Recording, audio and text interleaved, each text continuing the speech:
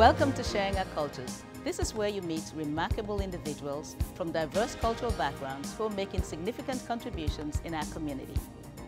Joining me in conversation today is Dr. Leonard Lai, Professor Emeritus at Memorial University. And Sharing Our Cultures will be right back.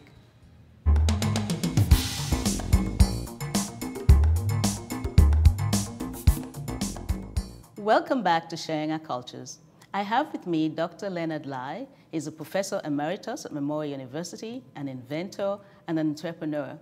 Welcome to Sharing Our Cultures, Dr. Lai. Thank you for inviting me. It's great to see you here, and we want to hear all about what you've been doing. Some very exciting designs that you made while you were at Memorial University and since then. So let's start.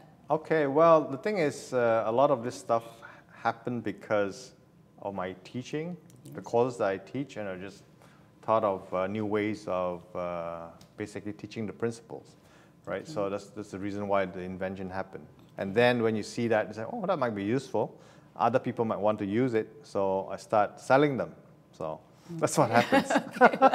I can see how you ended up having the President's Award for Teaching and Excellent Community Service, and you've won all but one of the Paganel Awards. So what is Paganel and what are these awards? Well, okay, for the PECNL, I think the first one was teaching. I think it was 2001. And then I lost track of which one came first after that. And then the community service and what was service. And I think the last one, just after I retired, was merit. Okay, merit, yes. Okay, and what is Paganel, for people who don't know? Professional engineers and geoscientists of Newfoundland and Labrador. All right, so congratulations. Thank you.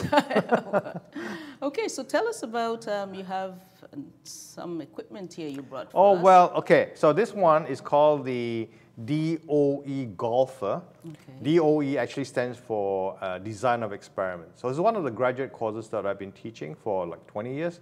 Okay. So it's called Design of Experiments, right? So how do you design an experiment so that you can conduct it, analyze the results, and get good results, I would say. I would say that most engineers, which is actually a fact, they don't have a course at the undergrad level on how to actually design an experiment properly, because it involves quite a bit of statistics. It's part of an advanced statistics course, actually. But at the graduate level, I think we are one of the very few universities that actually offer a full course in design experiments. I would say, of course, anything that is hands-on, you know, it would help to teach concepts easier if you have something hands-on to play with. So when I was teaching this course, I said, oh, maybe this is an idea, right, that might help them understand the principles better. So that's how I invented this machine. Well, it's a device, I call it. I made a wooden toy, I would say, where you can adjust many, what they call factors, right? Okay, yes. Things that you can adjust. Okay. Angle, the length, you know, and what else? So you have the angle that you can adjust. Okay. You can change the length, and there's weights behind that you can adjust, right? And direction and things like that. So where you place the ball. So there are 5 or 6 factors that you can adjust. It's like, the idea is like making microwave popcorn in your microwave, right? Yeah. What's the best tasting popcorn? Right. Well, you can adjust the power, you can adjust the time, you can adjust, you know, you can buy a different brand, things like that. So that's the idea, is that how do you do the experiment in a very efficient way and get valid results and then analyze it, right? And get a model out of it, a statistical model, so that you can predict what would happen next time. Yeah. So this is just, and then they do it as a team, playing golf, basically, right? Everybody loves to play golf. So I think when playing with this toy, they will understand the concept a lot better, right? Because it's a hands-on thing. That's right. So as a result of that, I also started making them and selling them through my company. So it's used by, I would say, many Fortune 500 companies, huge companies, for training of engineers in design experiments, including some of the big semiconductors company in the U.S., Pratt Whitney and Eastman Chemicals, John Deere. I know companies that is like, what? I'm just surprised that myself that all these companies will buy my toy, right? Yeah. Well, they need it. It's useful. I guess so. Yeah. So it has a purpose, and of course, it's a great way to teach students as well. It's hands-on and it's visual. Yeah. It's fun and anyway. That's the key is to have fun. Right? Okay. Right. Well, I know you're in so many things, and but I want to focus now on the Tetra Society of North America. You are the coordinator of the local chapter here. What does it do? And okay, so the Tetra Society of North America actually was founded by Sam Sullivan, who's actually an MP now. And in fact, before that, he was the mayor of Vancouver, who brought the flag back for the Winter Games, quite a while ago. But he's actually an MP in Vancouver. So he had a skiing accident, and then he was basically depressed and at home in his wheelchair, and he needed help with just simple assistive devices. But he couldn't get any, basically. So he wrote to the local Association of Professional Engineers in BC, and one of the volunteer engineers came and helped him solve a lot of problems. And from there, he started this Tetra Society of North America. So that was in the mid-'80s or late '80s. I read about that. Actually, I read about this story in the Maclean's magazine, July edition, 1996. I read that, I said, we can do that here. So I wrote to them, I said, I'm going to start a chapter here. So that's how it got started. So it was September '96 when we first had a big meeting and had 20 over volunteers. And we've been working on Tetra projects ever since. We've done probably hundreds of projects over the last 20 over years. okay. Yeah, so obviously some are more well-known than others. I guess anything that involves hockey and kids always gets into the news. Right, yeah. So I guess the most recent headlines, I guess, from the Tetra is the hockey glove. Right, I guess everybody saw that Right, which you have brought on here TV. today. Yeah. Maybe you can tell us about it. So the problem is hockey gloves. Well, it's a glove, right? So you have 5 fingers. Stick in it. You have your thumb. You have your 4 fingers. But for this particular kid from Kings Point in central Newfoundland, it was his left hand. He couldn't stick, because of a special form of cerebral palsy, he couldn't stick his fingers into a regular glove. But if you can make the glove into a mitten style, right, where there's no fingers, right, then he can use the glove, you see?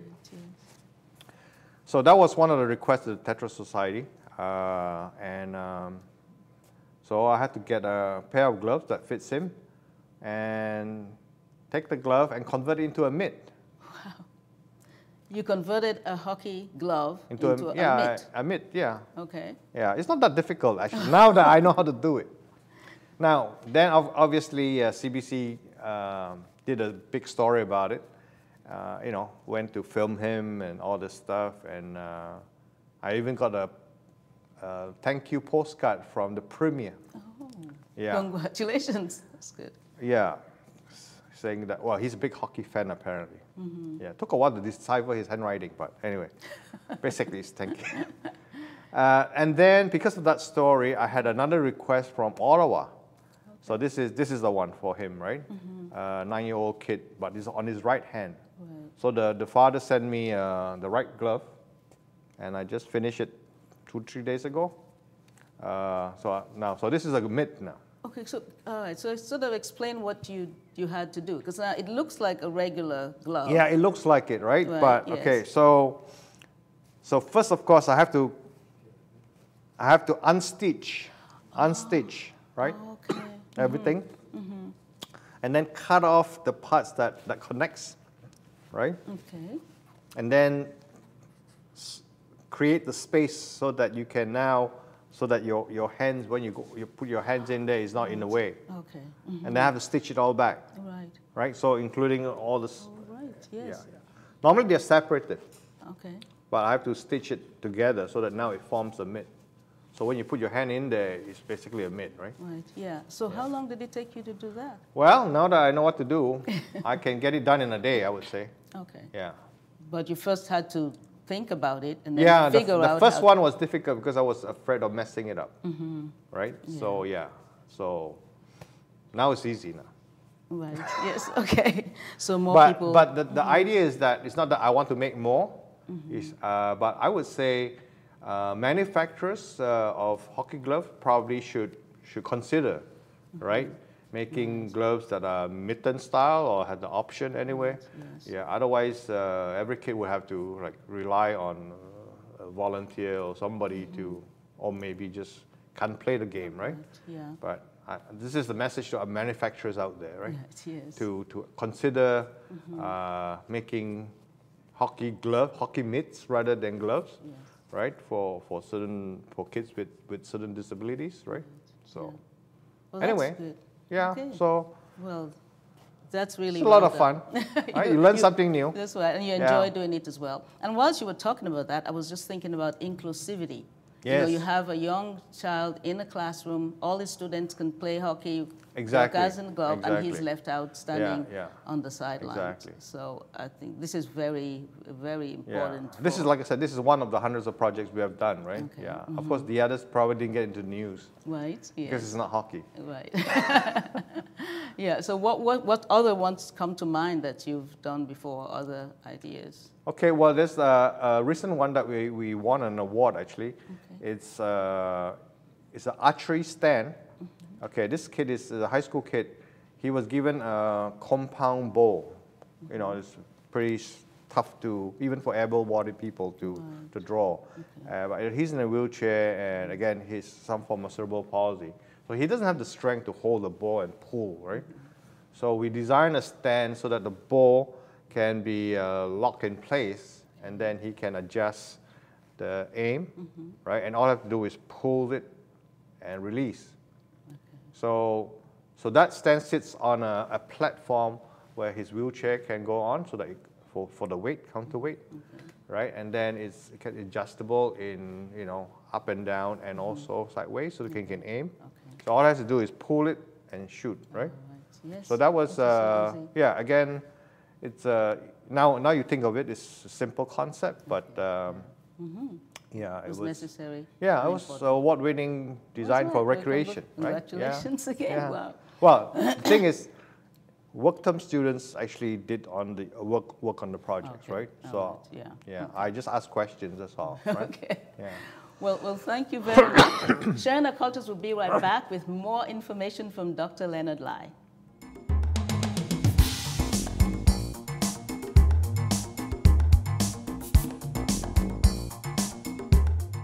Welcome back to Sharing Our Cultures, and continuing our conversation now with Dr. Leonard Lai. Well, you've told us so much already, and there's still a lot more to hear from you. So tell us about your involvement with the SHAD program. I think you've been involved since about Yes. 2003. Yes, that's right. So the SHAD program is basically a program for high school kids. These are high-achieving high school kids, grade 10 and 11. We used to take grade 12 as well, but now it's only grade 10 and 11. So these are pretty, normally the kids would be the leaders of their, you know, of their schools and things like that in the community. So yeah, so I've been involved since 2003 as a, what they call a SHAD faculty. And then later in 2007, I became the program director until 2019 or 18, I forgot now. Because since when COVID started, I retired from SHAD after 16, 17 years. Okay. I was also on the board of directors for 10 years. Now, as you know, Sharing Our Cultures, we engage high school youth Yes. in various programs and activities. So particularly for newcomer youth who are not familiar with SHAD, can you tell us a bit about what it does? So SHAD basically is a 27-day program. It's we have, I think, 19 campuses across Canada now. So if you're from Newfoundland, you would go to another campus somewhere else, right? So what they do is during the program, there's every program is slightly different, but the general general structure of the program is that they would have, it's a live-in, so they live on campus for 27 days, eat, sleep, everything together. They attend lectures in the morning usually, and they have morning activities, and then they have hands-on labs and seminars in the afternoon, and then they have a recreation period, and then they have to work on a house project. Every year the theme is different.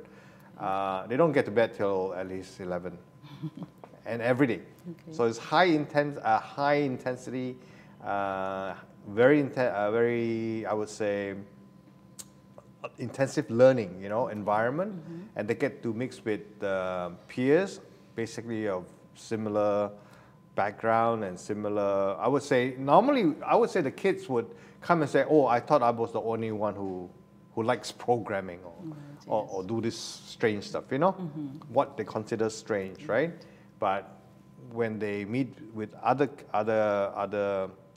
kids of the same age and same interests, and some are even higher achieving, it really inspires them as well. Okay. So it's a lot of fun dealing with these kids because they know far more than you about all kinds of stuff, right? I mean, you need tech support, you can call on them, Right. So it's a lot of fun. Okay. Yeah. And so each student will get an opportunity to choose what particular topic or subject they want to do? Not really. No. As the organizers, we make sure that we pick very interesting lectures. Normally, we pick the instructor more than the topic, right? We prefer to have somebody who come with passion. It doesn't matter what topic it is, So in Newfoundland, I mean, we have, for example, we had T.A. Loeffler talking about climbing Everest. It's inspiring kind of stuff. And we have a musician talking about composing, and award-winning musicians. We have award-winning authors talking about process of writing books, and anything that they're passionate about, and they can inspire the Shads to probably do likewise or achieve more and things like that. And every year we also invite a former premier to talk about their life in politics, totally non-partisan, but basically trying to inspire them why public service is an important thing, So yeah, we had Danny Williams, we had Paul Davies, we had Katie Dunderdale, so all these former premiers. Okay. So I would say it's a privilege for them to come and to talk to the kids, right? Yes. Yeah, to tell them about why it's important for public service and things like that. Yeah, it's a career choice. Right. Yes. Okay. Yeah. Thank you. Now, of course, I've mentioned earlier that you are involved in so many other inventions and innovative ideas. So I'd like to ask you about the squash device. Yes. So that's a good question, I would say. So I've been playing squash for quite a while, I would say, since the 1990s. And my son was also into squash. In fact, he was the two-time provincial squash champion. And because of, and I'm also a certified coach.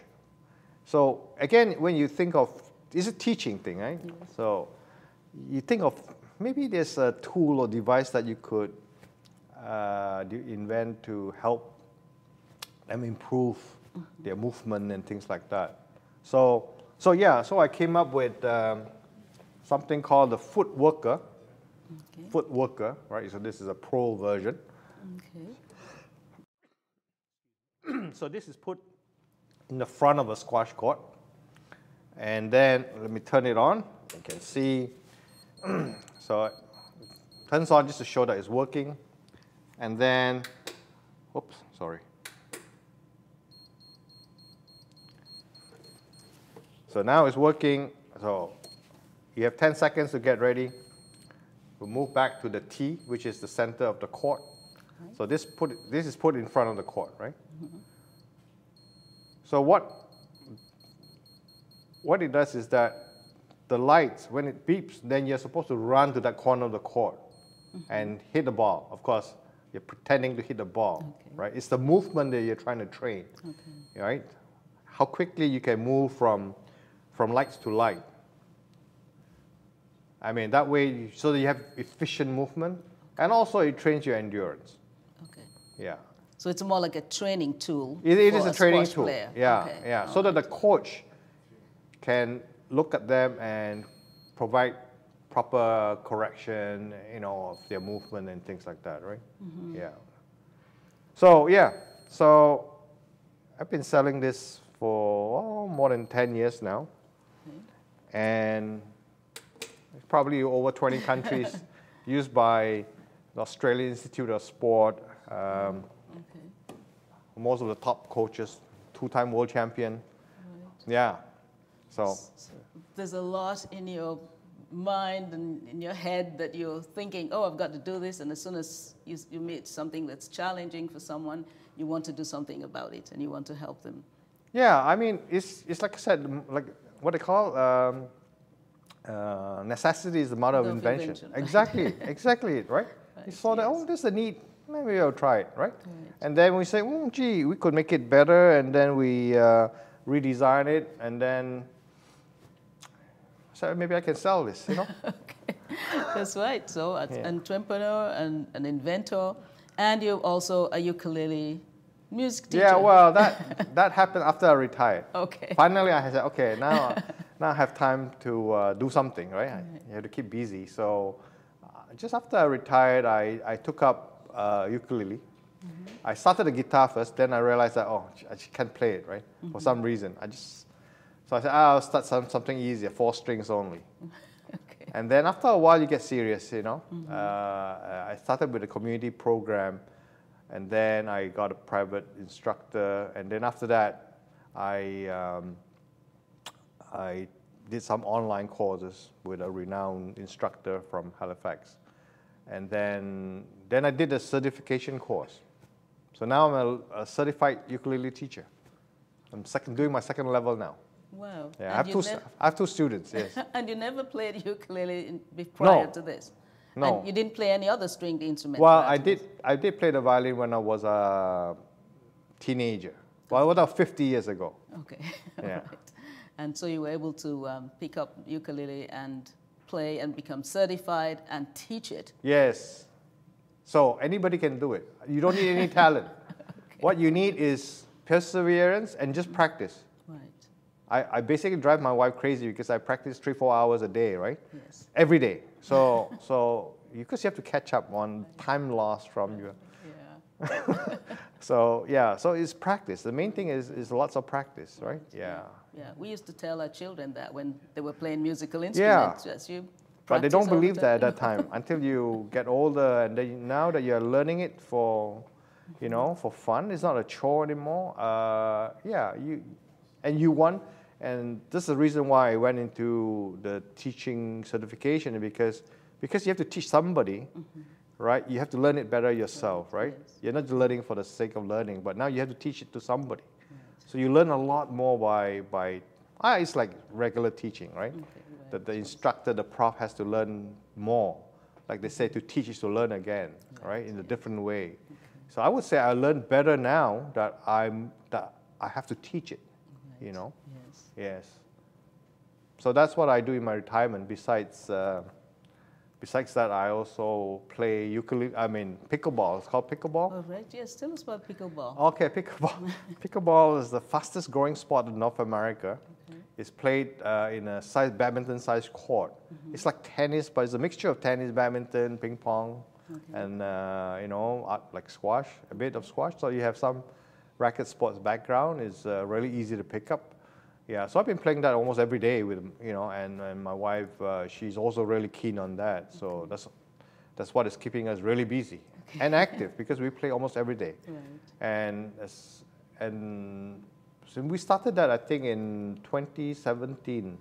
Okay. And now I'm the founding president of the Pickleball Newfoundland and Labrador.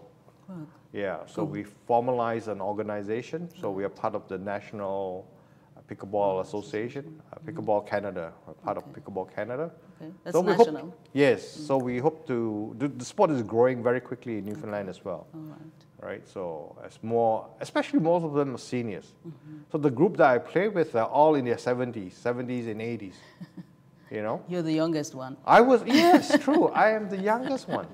I'm 65, I'm the youngest one, yes. Okay. The oldest is 85. Oh, Yeah, still playing. That's good. So it's very inclusive. Right. Lots of women are playing. Right. So in the next squad, there'll be like a whole bunch of grandmothers playing. Okay. But you never believe that they're grandmothers because they're so active, right? Right, yes. Yeah, so it's a very inclusive sport. Right. And active living is so important Yes. now, yes, for your well-being. Yes, so yeah, it's a Yeah. lot of fun. Okay. So I have no time to work now. No, it's more time for recreation and Yes. fun. Well, thank you so much for being with us here today. We've learned so much from you. There's Thank you for of having everything me. you do, and be sure some other people who are going to listen to this broadcast and watch this broadcast are going to be coming for you, looking for you, because you've shared so much about what you do, and it has a significant impact on other people's lives. So a lot of what you're doing is helping other people, and that makes a big difference in their lives. So we Oh, thank you I so enjoy much. it myself, right? Okay, Yeah. so thank you so All right. much for Thank joining you. us today. And Sharing Our Cultures will be right back.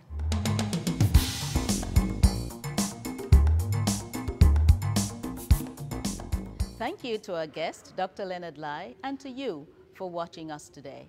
Join us again on Sharing Our Cultures, and we'll see you next time.